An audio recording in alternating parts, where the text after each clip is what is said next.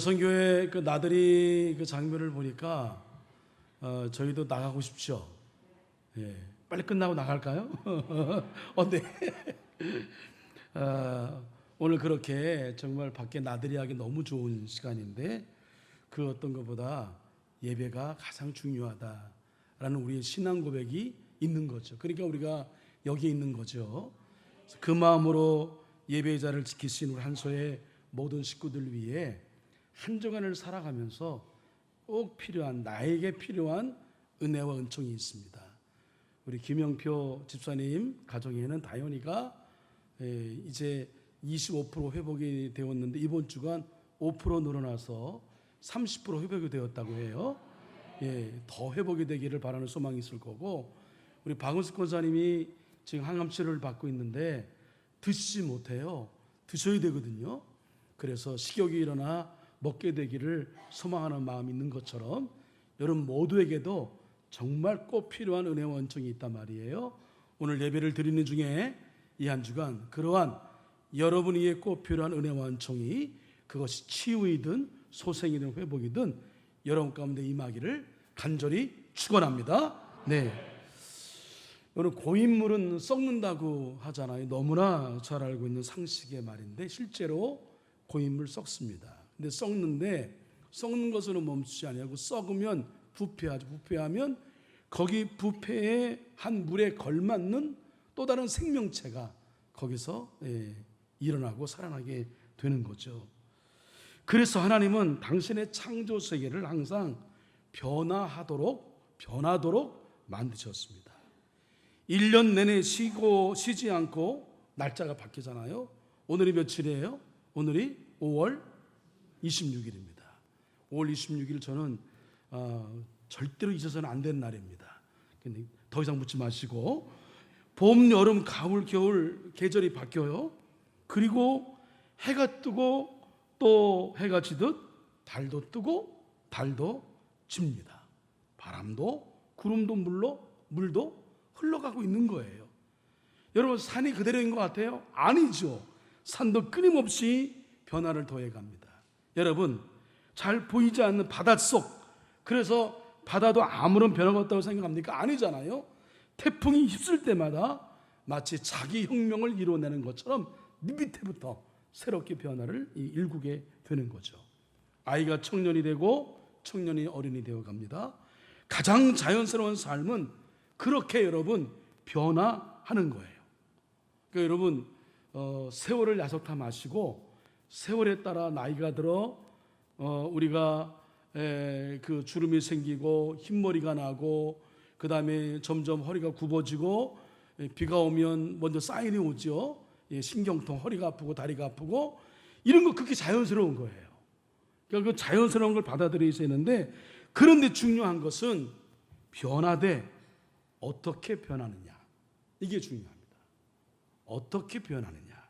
제가 늘 반복해서 강조한 대로 제 설교 제목이기도 하죠. 변화되어야 되지 변질되어서는 안 되는 겁니다. 여러분 먼저 우리 아멘 하셔야 되는데 변질되지 마시기 바랍니다. 아름답게 변화되시기를 주님의 이름으로 간절히 축원을 드립니다.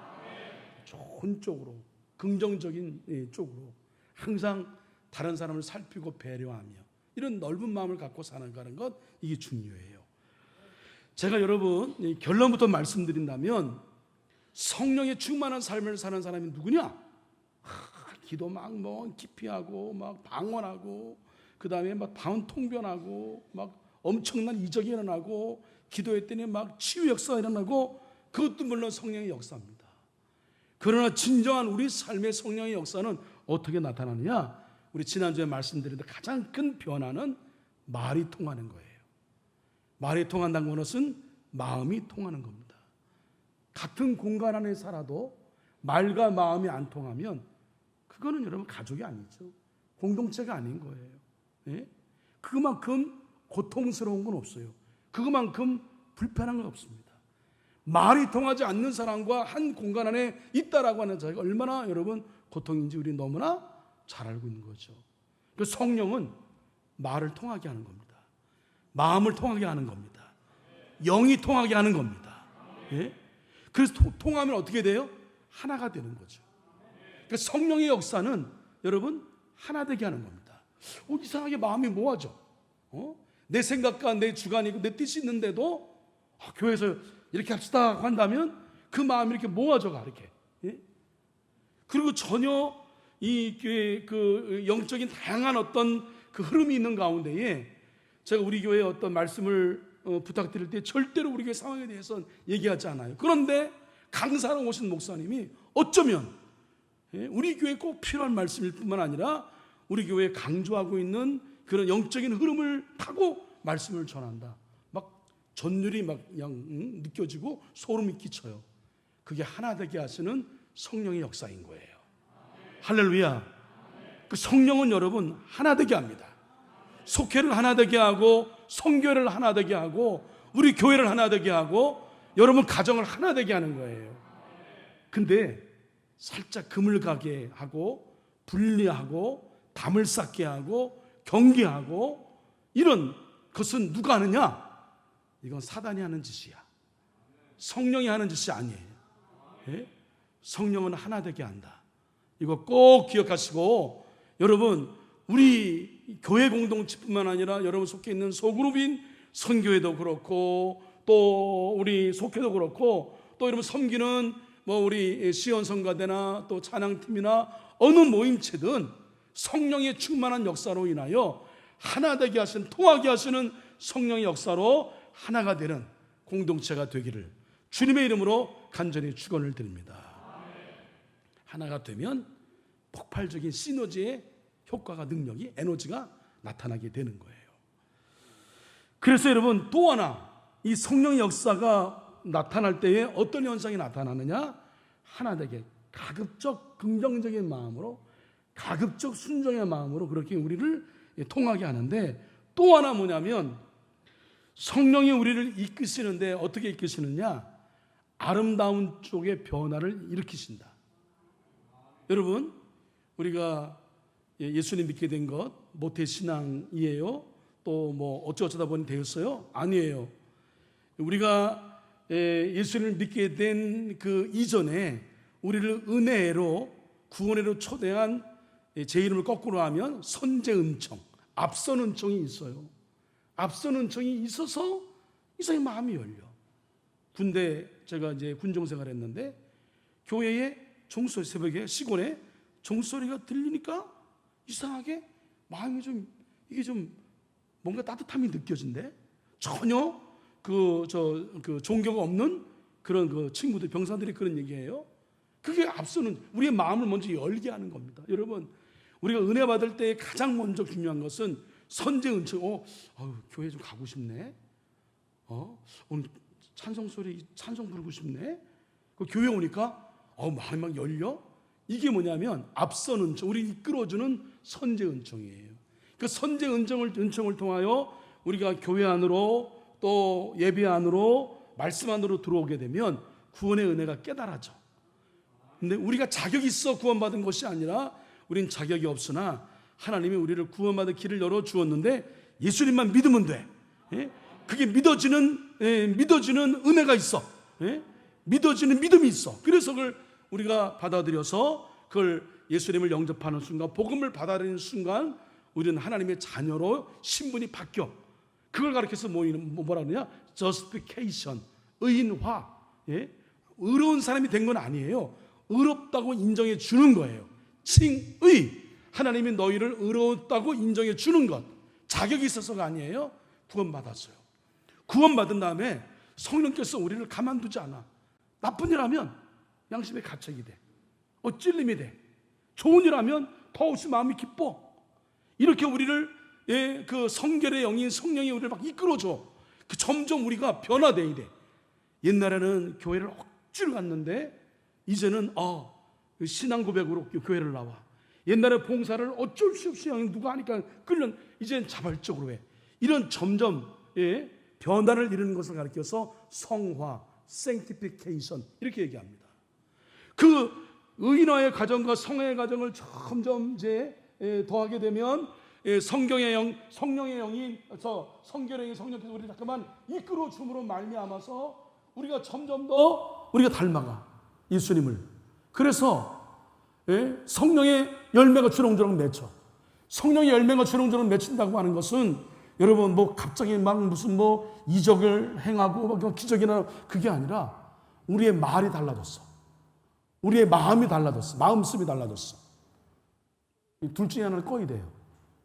마음씀이 달라졌어요. 내 생각이 달라졌어. 그리고 이상하게 내가 할 수만 있으면 양보해. 막 이런 삶이 변해. 우리의 인격이 변해. 내 행함이 변해. 그러니까 여러분 내 얼굴이 변해. 이게 여러분 성화의 과정을 통해 점점 변화되는 과정. 그런 가운데에 맺는 열매가 있어. 그게 성령의 열매인 거예요. 그 성령의 열매를 맺는 사람은 여러분 이 내면이 아름다우니까 이따 말씀드리겠습니다. 내면이 아름다우니까 얼굴에서 해같이 빛나는 아우라가 있어.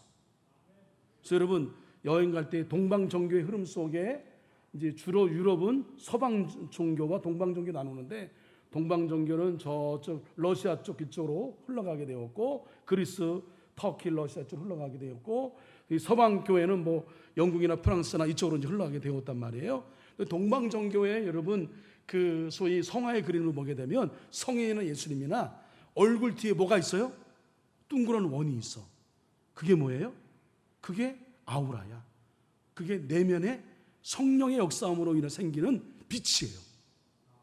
여러분 지금 저 볼 때 제 주변의 얼굴에 그 둥그런 빛이 있어요? 없어요? 예, 그건 조명 때문에 그런 거예요. 근데 영적으로 여러분 볼 때 그렇게 빛나는 얼굴이 있어. 그게 그냥 이루어진 게 아니야. 그게 선제은청, 저스피케이션, 의인화의 과정을 거쳐서 성화의 과정을 거쳐서 성령께서 원하시는 삶을 사니까 점점 변화돼. 그러다 보니까 성령의 열매가 맺어져. 내 내면이 아름다워져. 내가 되게 착한 사람이 됐어. 내가 되게 마음이 넓은 사람이 됐어. 내가 내 성질이 이게 보통이 아닌데 내 성질이 막 죽여졌어. 옛날에 그 차 운전하다가 누가 낑겨들면 못 참지. 따라가서 어떻게 하든가 말이야. 뭐 한 번 하고 싶은데 그냥 다 참아줘. 변했어. 점점 변화되어서 이제 그것이 나의 인격이 되고 나의 삶이 되고 삶의 내용이 되고 성령의 열매가 주렁주렁 맺혀져. 그 사람이 성령의 열매를 맺은 주변에는 많은 친구가 있어. 많은 사람이 있어. 많은 사람이 따라 함께하고 싶어요. 할렐루야. 여러분 성령은 하나 되게 하기도 하고 성령은 우리를 아름답게 변화시키는 영인 것을 믿으시길 바랍니다. 예수 믿었는데 더 그냥 고집이 세져. 더 인색해. 더 아주 그냥 성질머리가 죄송합니다. 더러워. 뭐 남이 잘 때는 꼴을 못 봐. 자기만 알아줘야 돼.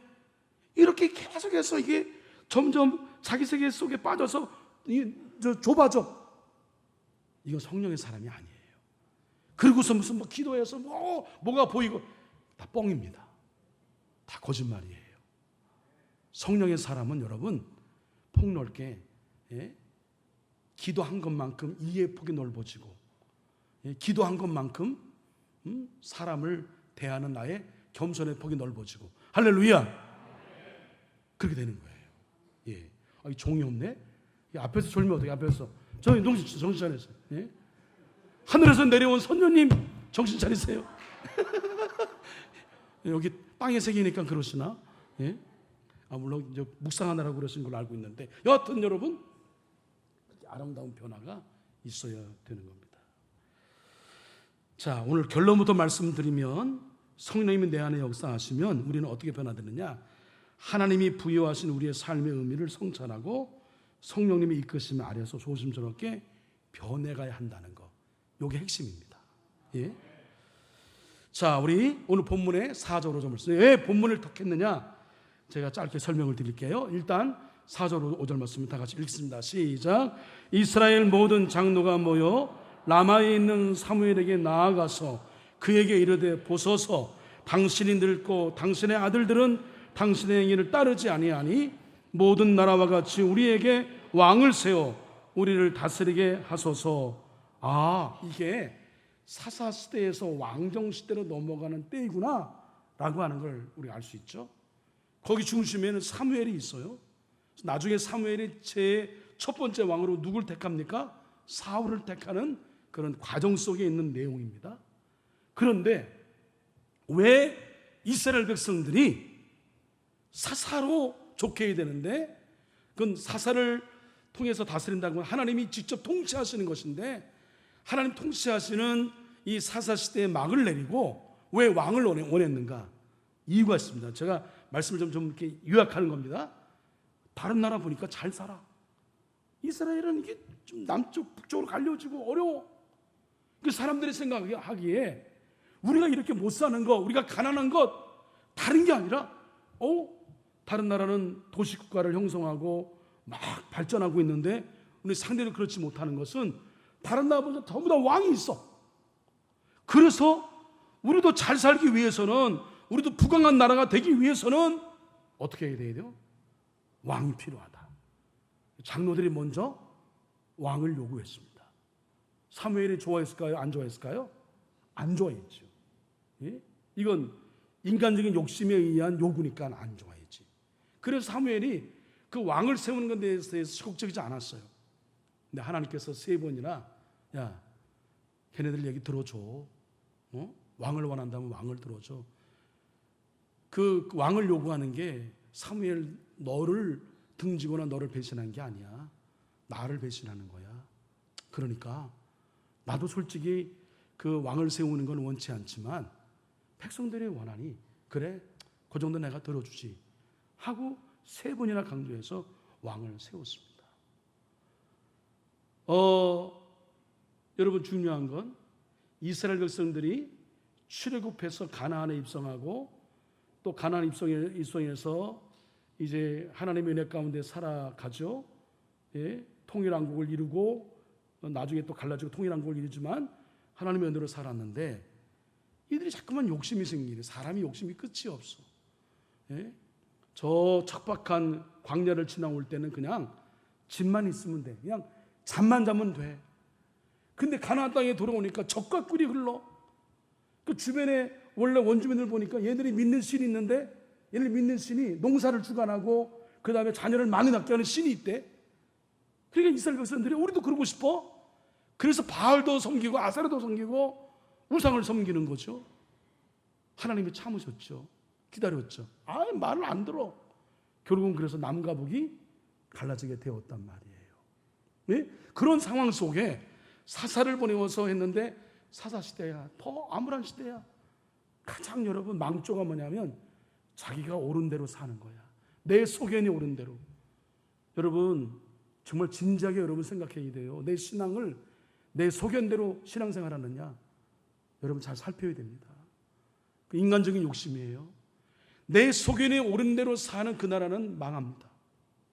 내 소견이 옳은 대로 사는 그 집안은 망해요.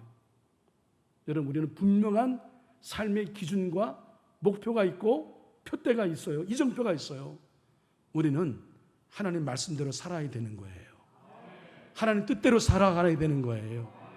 주변의 나라가 이렇다 하더라도 세상의 가치에, 우리 장로를 기도하신 것처럼 세상의 가치에 우리도 함몰됨이 아니라 우리는 세상의 가치에 반하여 하나님께서 세우신 가치를 중요한 가치로 두고 기독교적인 생각과 기독교적인 시선과 그리고 기독교적인 가치를 갖고, 그건 뭐예요? 하나님 말씀이 기준하고 하나님 뜻을 기준해서 살아야 되는데 얘네들이 변했어.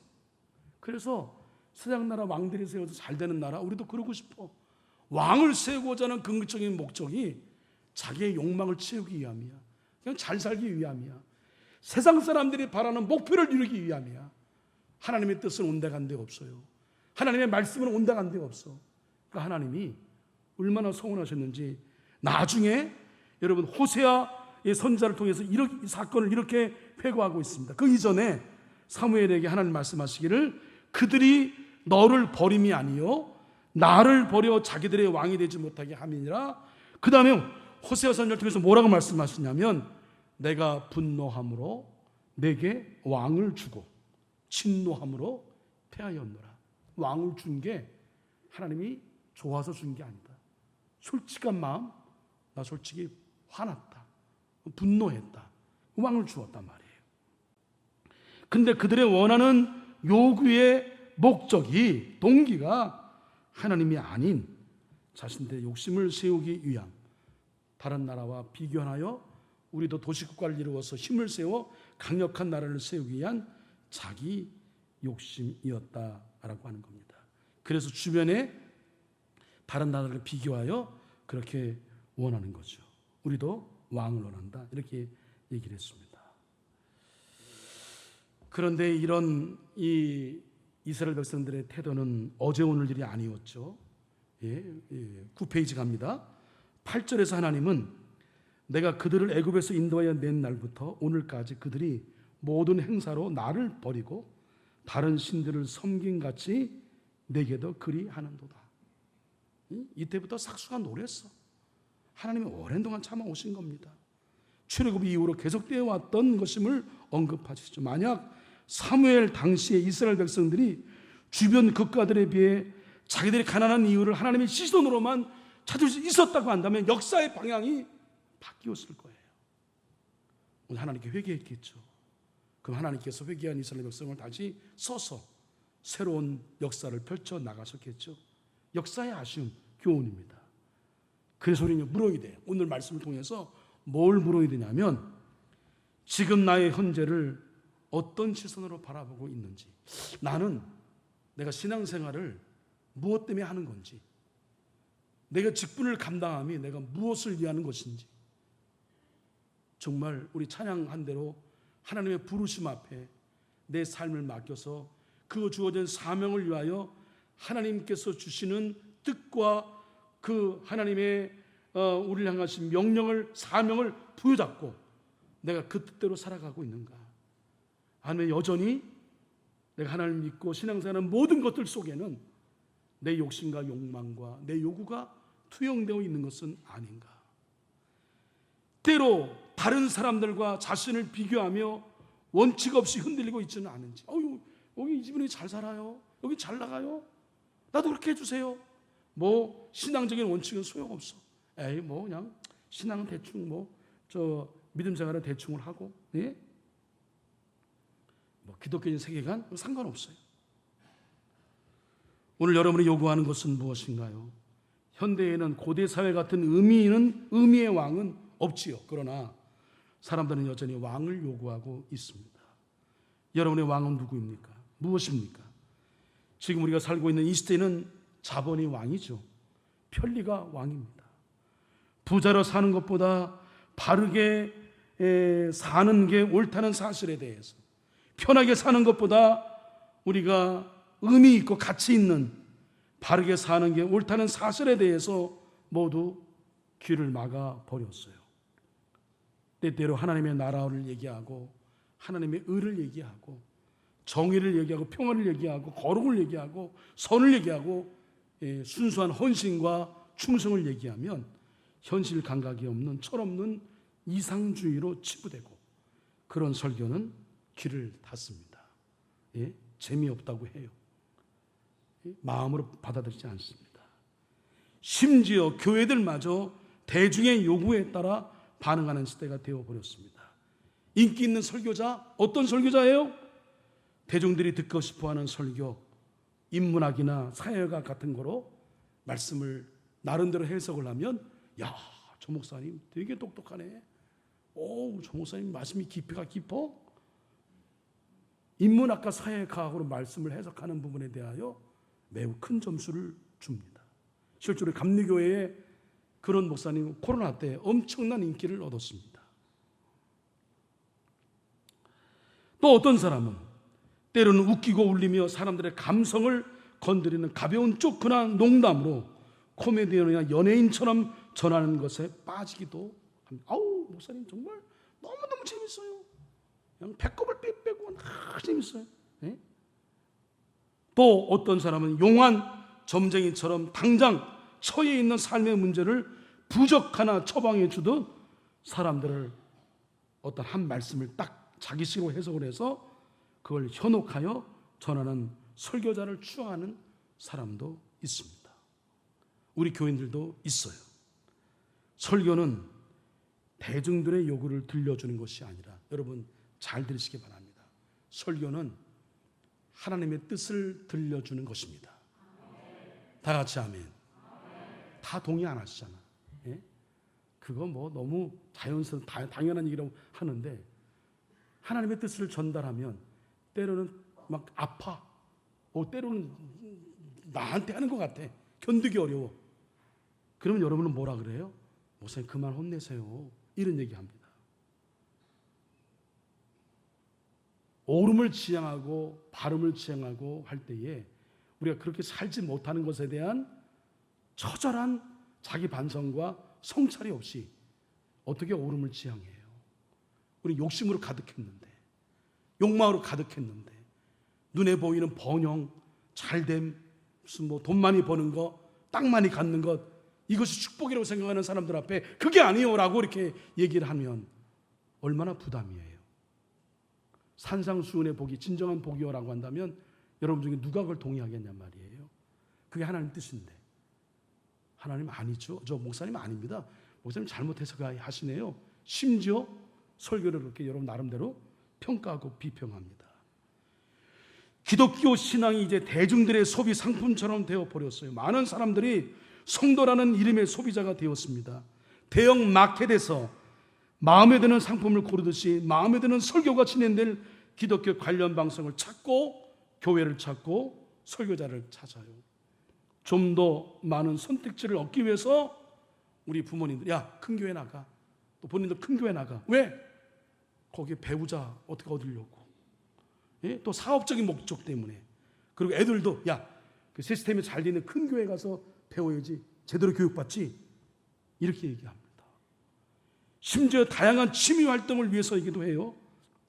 그들의 관심은 기본적으로 여러분 소비에 관심이 있는 겁니다.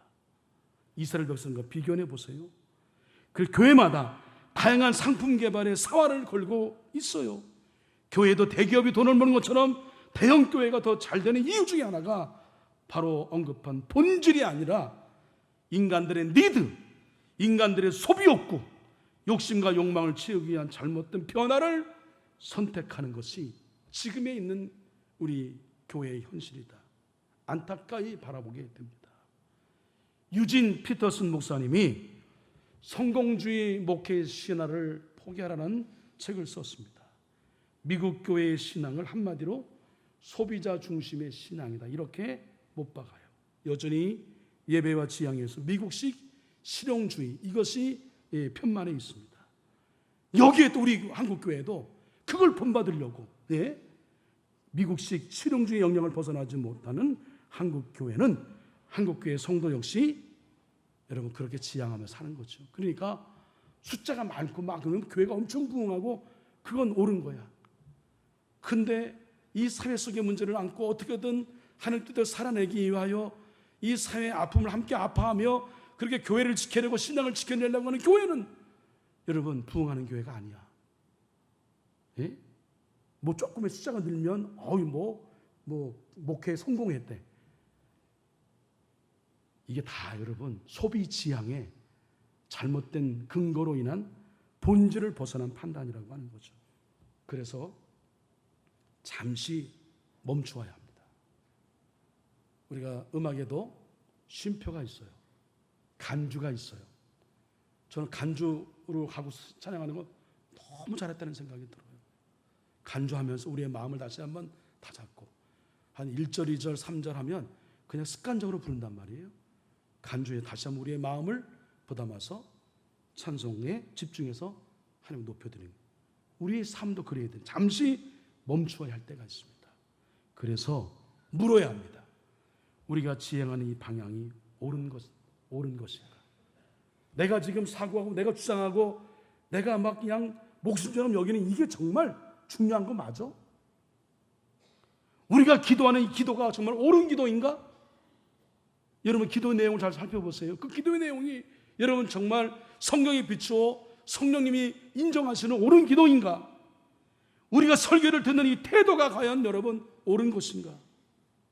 하나님께 진지하게 여쭈어야 하는 거예요.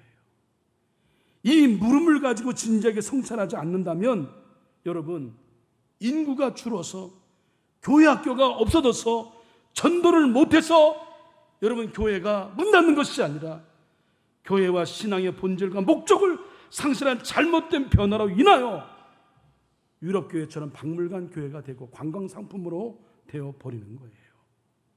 그래서 우리는 걸음을 멈추고 우리의 생각을 다 비우고 진작에 한번 물어보세요.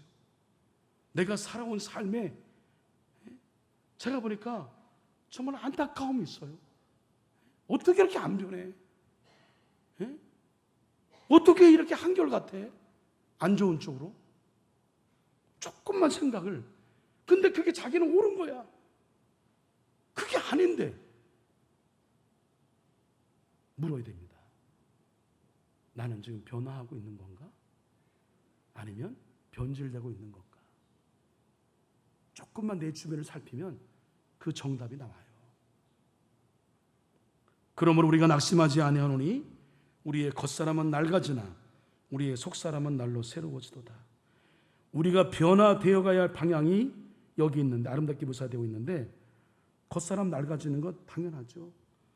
여러분, 그 세월에 저항하기 위하여 얼굴에 얼마나 많은 돈을 댑니까? 손을 댑니까? 근데 여러분, 그렇게 된다 하더라도 때가 되면 다 또다시 드러나. 자연스럽게 늙지 않으면 나중에는, 죄송하지만 이 얼굴에 손을 많이 댄 분들 보니까 아유, 좀 이렇게 연세 드신 그 얼굴 모습이 흉하기 짝이 없어요. 예? 아니, 좀 주름 들면 좀 어때? 물론 조금 노력해서 내가 더 나이 젊게 보이고 예뻐 보이는 거 다 인간의 기본적인 마음이기 때문에 뭐 조금은 괜찮을 수 있지만 그것이 나의 어떤 절대적인 목표가 되고 그게 우선이 되면 안 된다. 아름답게 늙어가는 것이 하늘의 섭리예요. 여러분, 주름이 늘어가는 것은 우리 그 소망학교 잠재가 영상을 보니까 열심히 살아온, 내가 최선을 다하여 정말 야곱처럼 밤에는 추위와 낮에는 더위와 싸우며 눈 붙일 겨를 없이 싸워왔으니까 얼굴에 주름이 생기지. 그건 인생의 훈장이에요. 왜 훈장을 여러분 가려요? 그건 정말 여러분 자랑해야죠. 예쁘게 늙고 여러분 착하게 늙고 그 다음에 아름다운 마음으로 늙으면 그게 다 예뻐 보여. 그게 다 훈장이라니까. 그러면 여러분, 겉사람 늙는 거에 대해서 속상해하지 말고 속사람 늙는 거에 대해서 안타까워하시기 바랍니다. 속사람은 날로 새로워져야 하는 거예요. 어린아이처럼 순수해져야 합니다. 청년 때처럼 풋풋해야 합니다. 날마다 신령한 말씀의 젖을 먹어야 하고요, 성령의 새바람에 생기를 얻어야 하고, 순수하고 풋풋한 시선, 이게 어떤 시선이에요? 사도 바울이 답을 알려주었습니다. 함께 했습니다. 시작. 우리가 주목하는 것은 보이는 것이 아니요 보이지 않는 것이니 보이는 것은 잠깐이요 보이지 않는 것은 영원함이라. 하나님 왜 그 이스라엘 백성들을 요구에 대해서 뭐라고 말씀했어요? 그들이 너를 버림이 아니라 나를 버린 거다. 예? 그들은 잠깐 보이는 것에 시선을 빼앗겨 영원한 하나님 나라를 외면했기 때문이다. 지금 그들이 해야 할 말은 우리도 모든 나라들처럼, 우리도 다른 나라들처럼 되게 해달라는 것이 아니라 우리가 비록 가난하고 더디 발전하지만 그러나 저들도 우리와 같게 해달라고, 저들이 하나님을 알고 하나님 이끄시는 역사 속에 살게 해달라. 우리가 갖고 있는 소중한 것, 그걸 알려주도록, 그들이 가져야 할 소망이 바로 이런 것이어야 했다라고 하는 겁니다. 여러분, 잠언 기자가 그래서 이렇게 말씀했습니다. 너는 악인의 형통함을 부러워하지 말며 그와 함께 있으려고 하지도 말지어다. 다 같이 아멘. 악인의 형통함 여러분 부러워하지 마세요. 그거 곧 망합니다. 성경의 근거에 의하면. 예? 악인의 형통함을 하나님의 축복인처럼 자랑하는 사람과 있으려 하지도 마세요. 하나님이 그들을 강대국 사이에 살게 하신 것은 강대국이 이룬 도시국가를 부러워하고 강대국의 전제 구조 정치를 부러워하라고 거기에 두신 것이 아니에요. 비록 그들보다 약하고 가난하며 더디 발전하더라도 떡이 아닌 하나님의 말씀, 이걸 멋지게 보여주고 겉사람에 치장하기에 여념이 없는 사람들 앞에 속사람의 아름다움을 보여주는 거죠. 기독교의 진수를 보여주는 거예요. 보이는 것에 집착하여만 살아가는 강대국 사이에서 보이지 않는 우리는 영혼을 사모하는 마음이 있다. 이것에 대한 자긍심을 갖고 우리 순례자로 살아가는 거예요. 예? 그것이 이스라엘 백성들의 강대국 틈바구니에 살게 하신 이유였어요. 우리는 지금 성령 강림절기를 살고 있습니다. 성령님은 변화와 쇄신의 영입니다. 우리를 아름답게 변화시킵니다. 그 변화와 쇄신을 일으키시는 성령께서 간절히 소망하기를 저와 여러분도 아름다운 변화로 이끌어 주시기를 간절히 축복합니다. 그래서 오늘 말씀 속에 이스라엘 백성들처럼 여러분 추하게 변질되지 말고 순수하고 풋풋하게 변화되어서 성령의 풍성한 열매를 맺어서 하나님이 칭찬하시고 사람들에게도 진정으로 존경받는 우리 장로님, 우리 목사님, 우리 권사님 그런 사람 돼야죠. 저 사람이 장로가 돼서 어떻게 안 변해? 저 사람이 목사야? 이런 얘기 들으면 안 되잖아요. 오늘 우리가 은퇴를 찬양하고 또 안수를 받음에 축복하고 또 취임하시는 장로님들을 응원하고 하는 것은 이런 삶을 사십시오라고 하는 우리의 간절함이 담겨 있는 거고 그런 신앙 고백이 담겨 있는 겁니다. 다른 게 여러분 교회 자랑이 아니에요. 이런 아름다운 신앙의 모본을 계속 세워나가서 그걸 넘겨주는 전통이 있는 교회가 이 교회가 희망 있는 겁니다. 저는 우리 교회가 그런 교회 되었으면 좋겠어요. 우리 교회 장로님 보면 그냥 머리가 절로 숙여지고 내가 나를 자꾸만 드러내는 게 아니라 다 알잖아요. 성도님들은 저분이 어떤 삶을 살아왔는지 어떤 신앙생활을 해왔는지. 죄송하지만 일반 성도보다 못하고 우리가 장로의 직임을 갖고 권사의 직임을 갖는다고 한다면 얼마나 부끄러워요. 그리고 우리가 대우받을 것만 얻을 것만 생각하면 되겠냐 말이에요. 그런 사람들은 정말 겸손한 사람들은 그런 거 생각하지 않죠. 그런 거 중요하게 여기지 않습니다. 사람들이 나를 평가하는 거 중요하게 여기지 않아요. 하나님이 아시는데. 할렐루야. 보이지 않는 세계 속에 나를 인정하시는 하나님이 있는데 그거 보고 감사하고 그렇게 가는 사람이 성령의 사람이고 믿음의 사람인 거예요. 여러분 우리 변질되지 맙시다. 변화되시기를 간절히 축복합니다. 기도하겠습니다.